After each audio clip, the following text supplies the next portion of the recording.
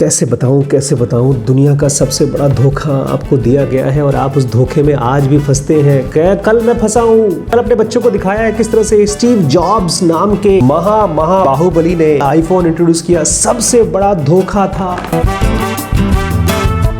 हमने कल पढ़ा था ना कि किस तरह से माइक लेज़रडिस ने ब्लैकबेरी बनाया और वो मिस कर गया स्टीव जॉब्स की बड़ी खोज। स्टीव जॉब्स के आईफोन ने इनको हरा दिया था। स्टीव जॉब्स के पास ये जो आईफोन का आइडिया आया था, ये उनके दिमाग से नहीं आया था, किसी और तरीके से आया था। इसके पीछे एक ख़ास चीज़ थी, ख़ास चीज़। उसको बोलते हैं IH। क्या बोलते हैं? Intellectual humility. बहुत कमाल की चीज़ है। हमने पहले पढ़ा था डनिंग क्रूगर इफेक्ट, याद है? क्या होता है डनिंग क्रूगर इफेक्ट? ये उसका उल्टा है। डनिंग क्रूगर इफेक्ट मतलब जब आपको कुछ आता जाता नहीं है तो भी आप बहुत कॉन्फिडेंट होते हैं कि हमको बहुत आता है, काफ़ी कुछ आता है। इंटेलेक्चुअल ह्यूमिलिटी उल्टा होता है। इंटेलेक्चुअल ह्यूमिलिटी मतलब आपको धीमे धीमे ये पता होना शुरू हो जाता है मुझे क्या क्या नहीं आता। जो लोग भी जीनियसेस बनते हैं वो साइकिल्स में बनते हैं। क्या मतलब है साइकिल्स में? आप अब तक स्कूल जाते रहे हैं, पास होते रहे हैं, नंबर अच्छे पाते रहे हैं और अपने आप को बड़ा हीरो समझते रहे हैं। अब जब रियल लाइफ में आए हैं और फंसे हैं तब आपको लगा अरे यार मुझे नहीं आता। तो ये पहला स्टेप है। किस चीज़ का? मुझे नहीं आता, आई डोंट नो। इसी को बोलते हैं इंटेलेक्चुअल ह्यूमिलिटी। इसको अंग्रेजी में बोलते हैं knowing what you don't know. आपके पास एक छोटी सी कॉपी है ना, एक और डायरी बनाइएगा और उसमें लिखिएगा किन किन सब्जेक्ट्स के बारे में आपको नहीं पता। और जब उन सब्जेक्ट्स के बारे में कोई बात करे, मुंह बंद कर लीजिए, कान खोल लीजिए और सबसे ज़्यादा आंसर क्या दीजिए? I don't know, I don't know.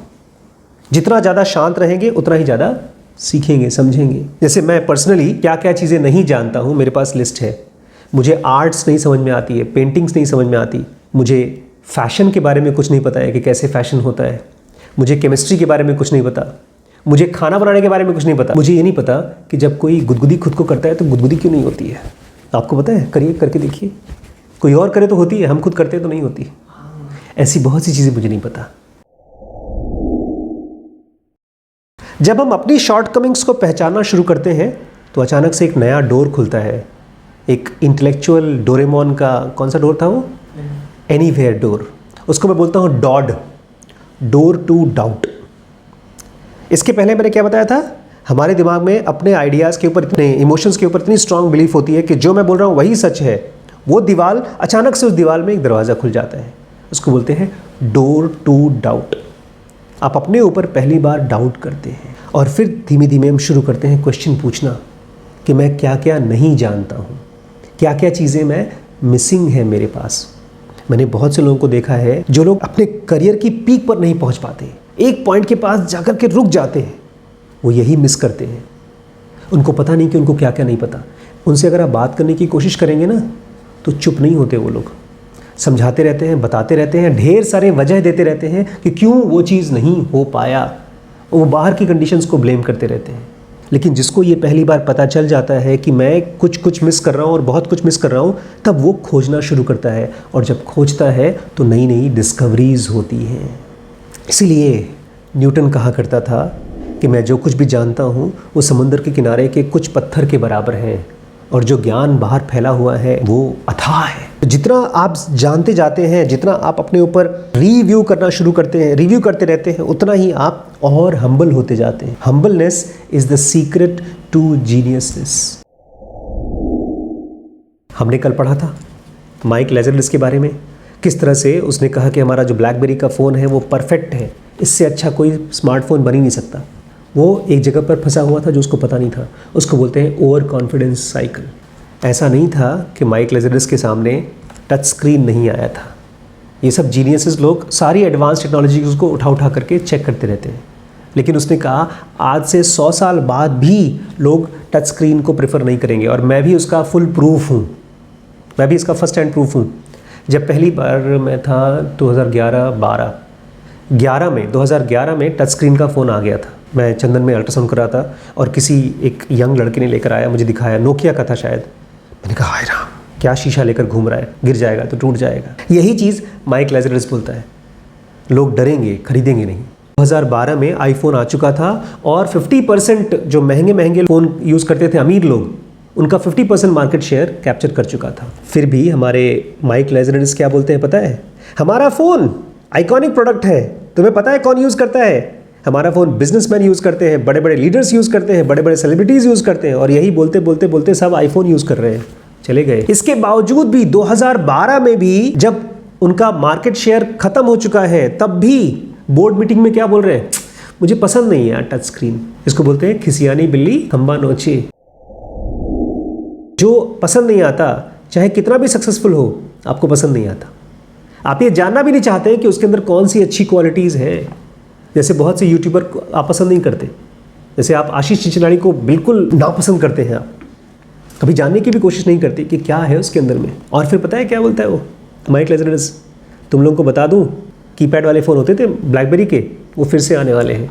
मैं उसके पीछे पड़ा हूँ नए बिजनेस मॉडल के साथ। मैंने आपको बताया था शुरू में कि मैं धोखे के बारे में बताना चाहता हूँ। कल ही मैंने आपको दिखाया किस तरह से स्टीव जॉब्स ने आईफोन का लॉन्चिंग किया। ये एक झूठी बात है। एप्पल माना जाता है, एप्पल है। एप्पल के पहले पता है कौन सी बड़ी कंपनीज थी? IBM। खुद स्टीव जॉब्स और बिल गेट्स IBM को ऐसे बोलते थे जैसे भगवान है। अब लोग एप्पल को बोलते हैं, और माना जाता है एप्पल एक आदमी के चारों तरफ घूमती है, एक लोन जीनियस। कौन? Steve jobs. और कहानी ये कहती है, आम जनता ये मानती है कि यही थे महान निर्माता जिसकी वजह से आईफोन आया है। निहायत झूठ बात है। रियलिटी ये है कि स्टीव जॉब्स मोबाइल कैटेगरी के डेड अगेंस्ट थे। ये तो उनके आसपास के कुछ एम्प्लॉयज़ थे जो बहुत समझदार थे, उन्होंने जाकर के उनको कन्विंस किया, और बड़ी मुश्किल हुई कन्विंस करने में। जॉब्स बड़ी कहानी बोलते हैं, थिंक डिफरेंट, लेकिन एक्चुअली जो अलग तरीके से सोचते थे वो उनकी टीम के लोग थे, वो नहीं थे। 2004 की कहानी है। बैठे हुए थे अपने ऑफिस में, छोटा सा ग्रुप, इंजीनियर्स थे, डिज़ाइनर्स थे और मार्केटर्स थे एप्पल के। वो आए इनके पास, बोलते हैं सर देखिए जो आईपॉड है, अपना आईपॉड बहुत अच्छा है, लेकिन इसको अब हम लोगों को एक फ़ोन में बदल देना चाहिए। तो पता है स्टीव जॉब्स क्या बोलते? क्यों करेंगे हम? अंग्रेजी में बड़ी भारी गाली बहुत देते थे, और जैसे उनकी आदत थी किसी की बेइज्जत करते थे। बोलते हैं तुम्हारा दिमाग खराब है, जितने भी बुरे आइडियाज़ हो सकते हैं उन सब में से सबसे बेकार आइडिया तुम्हारा है कि आईपॉड को फ़ोन में बदल देते हैं। टीम ने देख लिया था कि चीज़ें बदल रही हैं। ऑलरेडी कुछ कंपनीज़ हैं जो अपने फ़ोन में म्यूज़िक डाल के लोगों को बेच रही हैं, लेकिन इसको डर था कि मेरा आईपॉड का बिजनेस कैनिबलाइज हो जाएगा। कैनिबलाइज समझते हैं ना? खा जाएगा। जो नया प्रोडक्ट लेकर आएंगे, पुराना जो बहुत सक्सेसफुल प्रोडक्ट है वो खत्म हो जाएगा। और हुआ भी, आज आईपॉड नहीं बिकता। 2-3 वजह से स्टीव जॉब्स फोन्स को हेट करते थे। सबसे पहला, कैरियर इम्पोज्ड कंस्ट्रेंट था उसके अंदर में। कैरियर इम्पोज्ड मतलब जो लोग भी सर्विसेज देते हैं टेलीफोन को, वो बहुत से कंस्ट्रेंट्स डालते हैं कि इससे ज़्यादा हम नहीं दे सकते। बहुत बार वो फ़ोन पे बात करते रहते थे, कॉल ड्रॉप हो जाती, बहुत बार सॉफ्टवेयर ही क्रैश हो जाते थे। मेरे साथ भी होता है। स्टीव जॉब्स मेरी तरह ज़ेनोगा एडवांस के तो स्टूडेंट थे नहीं, तो क्या करते थे? उठाकर तोड़ देते थे, फ़ोन ही तोड़ देते थे। प्राइवेट मीटिंग्स में और बहुत से पब्लिक मीटिंग्स में भी उन्होंने बार बार कसम खाया था कि मैं मोबाइल फ़ोन तो कभी नहीं बनाऊंगा।